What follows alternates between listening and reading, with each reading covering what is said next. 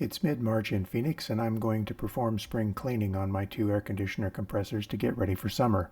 This will be their 6th summer since installation, and I've never taken the fan off and cleaned out the inside.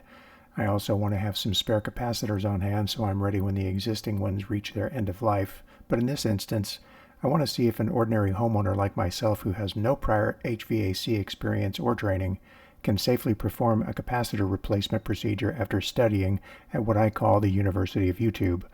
Assuming I can pull it off, I'll test the old capacitors, and if they're still within tolerance, then I'll keep them as my emergency spares. First, let's talk about the shopping experience. I was actually quite amazed at how cheaply you can buy capacitors. Oh boy, is this great! Unfortunately, Flounder, not always.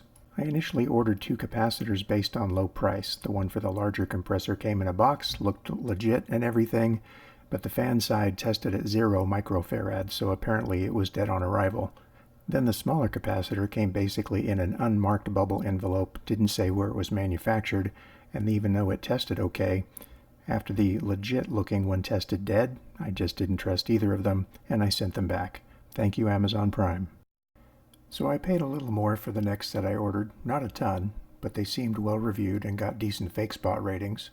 They tested with intolerance, so I decided they would be adequate. Next, I was concerned about discharging the capacitors safely before I removed them from the compressors, so I did some more research using my Uncle Google. According to what I read, it is apparently not a good idea to use a screwdriver or similar object to discharge the capacitor if the stored DC voltage is 100 volts or greater. It was suggested to use a 20,000 ohm 5 watt resistor to bleed off the stored charge more safely. The concept is similar to using a light bulb to bleed off the stored energy, but easier to carry and less fragile. I made a discharge cable out of the resistor, some 12 gauge wire, and alligator clips. Soldered it all together, used shrink wrap to insulate it and make it pretty, but then I got concerned about the fragile leads coming out of the resistor, so I stapled it to a small piece of wood to avoid breaking it. Not so pretty anymore, but at least I won't break the leads off. I'd considered installing a hard start capacitor kit, but decided I would only do that if the compressor seemed to have difficulty starting. So before I do anything today, let's start each compressor and listen to them.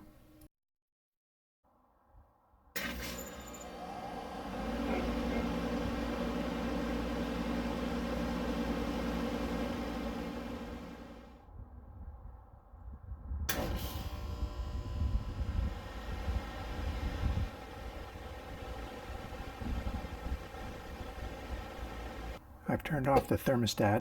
Now we'll put the disconnect at the compressors. That seems well made. Let's put the bottom portion back on since there's live power in there.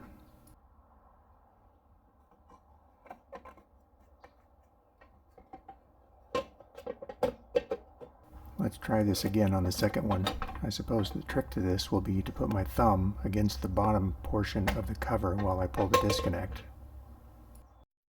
Now the access cover is off, and I'll wave my voltage detector around to see if it goes off.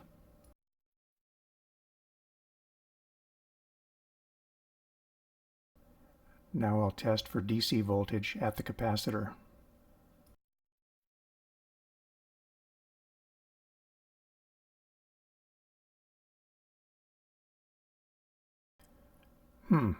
Nothing.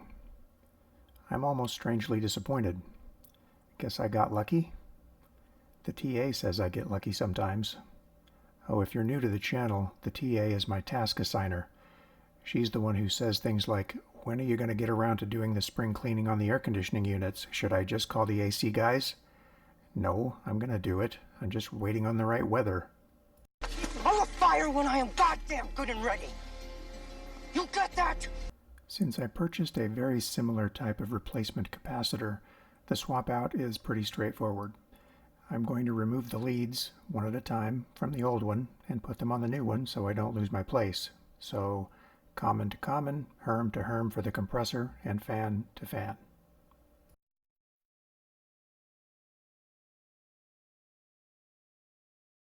Alright, let's get the fan off and see what kind of a mess we have inside. If you're interested in any of the tools or other gear I use for this and other projects, there are links to them in the video description. And if you're not already a subscriber, please click the button and ring the bell so you don't miss anything. It would help support the channel and make the TA happy.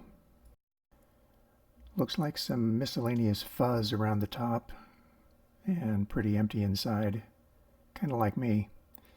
I'm going to vacuum out the loose stuff and then wash it out with a garden hose. You should never use a pressure washer, or you can bend these tiny heat dissipating fins, which will make the air conditioner work harder.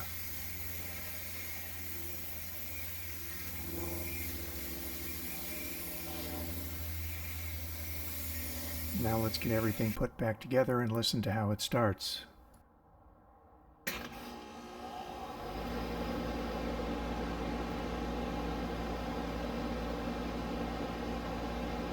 Sounds pretty good to me. The second air conditioner capacitor replacement was as uneventful as the first one, so I'll spare you the time it took to do it. But after I got the top off the second unit, I found whoever installed the electrical disconnect decided my compressor was a trash can, so I'll remove this old instruction sheet. Now let's see how the second one sounds when it starts up.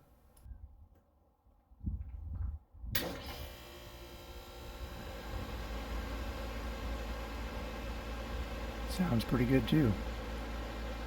After cleaning up outside, I brought the old capacitors to the bench for testing.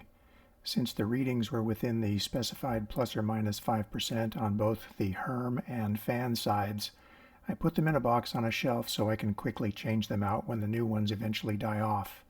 Now I'm going to see if I can track down a couple of contactor units to keep on my shelf, since those are another very common item to wear out. If anything else goes out, I think I'll be calling the AC repair person, since this is about as far as I'm willing to go. Now it's time to enjoy the fruits of my efforts. Feel free to join me. If you enjoyed this video, check out some of my other ones.